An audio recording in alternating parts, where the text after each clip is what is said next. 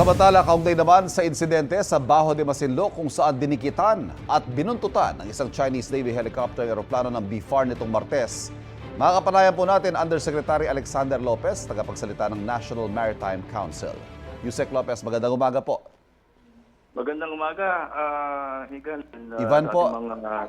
Hello? Yes, si Ivan po. Si Ivan Mayrina po. Ay, sorry. Yes, Ivan. sir. Good morning, Ivan, at sa ating mga nakikinig ngayong umaga. Yusek, napag-usapan na po ba sa Council itong latest incident ng pagbuntot ng helicopter ng China at nakapaghain na po ba tayo ng diplomatic protest tungkol dito? Basically, yung National Maritime Council, periodic naman siya nag-meet, ano? For this particular incident, we just informed our chairman, Executive Secretary Bersamin, about the incident. And of course, may mga members naman ng council like sila sa Secretary of National Defense, Secretary of Foreign Affairs, they are well informed. So with that, we came up with the statement about the incident. At yung about the diplomatic protest, ang sabi ng Department of Foreign Affairs, they will be filing a diplomatic protest. Ang may proseso lang yun, no? They'll just be coming up with mga reports coming from the cognizant agencies, units, and then pag natapos na yung report nila, pag gagawa sila ng diplomatic protest after that. Opo. Yusek, ito ho mga ganitong insidente ng aggressive action, yung mga dangerous maneuvers are becoming almost like a regular occurrence dyan po sa area ng ating exclusive economic zone. Bukod po sa mga diplomatic protest, ano pa po kayang hakbang na pwedeng gawin ng National Maritime Council para tumugon sa mga ganitong insidente? Actually, yung ini-expect namin yun, no? Actually, all even yung mga worst case scenario, nasa radar na namin yon. In-expect namin dahil ito yung mga ginagawa nilang mga bagay-bagay para on their part, i-assert na kanila yung lugar. As atin naman, klarong-klaro naman yung international law doon. Opo. Klarong-klaro din yung 26 arbitral ruling doon na atin yon, wala silang karapatan doon. Lahat ng ginagawa nila doon na illegal. So yung sinasabi natin na na kapag natin i-address, no? Actually, the diplomatic protest is one very good tool kasi we have to put on record all their illegal activities para malaman ng may tala doon sa even sa United Nations na nakatakot-takot na ilang daan na yung mga hundreds na nga po diplomatic protest natin. Ayun nga, at least put on the record, John. Opo. At ginagawa naman natin ito, nakikita naman ng mga international community na indeed yung kung sino yung nasa maling lugar. Yusek, nabanggit niyo ho kanina, nasa radar na rin ninyo yung mga possibilities of the worst case scenario. For example, are you referring to, for example, a mid-air collision? Halimbawa po yan, nangyari yan. Paano kung may ganun na nangyari?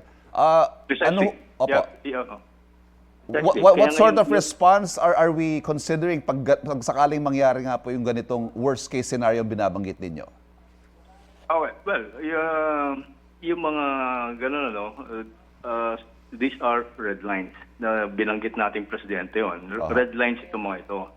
And based doon sa kasunduan, we can come up with a more a stronger serious, response, ika nga po. Stronger response, yeah. And even how we do things. Actually, in each incident, we learn lessons. We learn lessons, and then doon kami mag-adjust. Yung ginawa ng PLA Navy helicopter ay indeed very dangerous. Akala mo almost 3 meters. Kung sa himpapawid bigla nagkaroon ng kasi mayroong mga air pocket sometimes yan, no? So hindi natin alam, no? So magiging yung room for maneuver, room for error ng mga piloto ay halos magiging zero. Yes. At 3 meters. In fact nga, sabi nga ng piloto, sabi nga ni Commodore Taliela, when they accounted it, yung nasa ibabaw na yung helicopter na yon, ay medyo tumagilid yung yung di ba, sa kaliwang pakpak siya, di ba? Medyo naramdaman ng piloto yon. So, buti na lang medyo skillful lang ating piloto, nakapag-adjust kagad siya, pero nakita niya yan eh. Yung papalapit pa lang yung helicopter, sabi niya doon, chinalis na kagad yung helicopter na they are coming in too near. So, pero hindi silang tumugon eh. Ganun talaga yung ano nila. Yusek, Reckless, very reckless. Opo, ilang beses na rin naman pong binanggit ng Pangulo, ng Council na hindi ho tayo magre-respond with violence and yung provocative na mga hakbang. Pero yun nga po, in the event na magkaroon nga po ng ganyang mga the red line, ika nga ninyo, the line that they shouldn't cross. Kasama po ba sa options yung pagdulog halimbawa sa United Nations at iba pang international authority para ho ma-resolve ito? Well, siguro, those will be the stronger options of our government.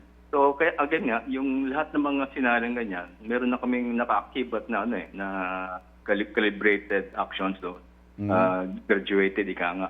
So, alam naman natin, kaya nga, ang guidance naman ng ating Pangulo, we will never be the ones to do the provocative actions. We will always go through the peaceful means in resolving disputes, and we will always go through the diplomatic channels and mechanisms to resolve all these disputes. Yusek, maraming salamat po sa pagtanggap sa tawag namin ngayong umaga. Thank you. Yeah, thank you. Thank you very much, Ivan. Thank you very much. Nakausap po natin Undersecretary Alexander Lopez, tagapagsalita ng National Maritime Council. Kapuso, huwag magpapahuli sa latest news and updates. Mag-iuna ka sa balita at mag-subscribe sa YouTube channel ng GMA Integrated News.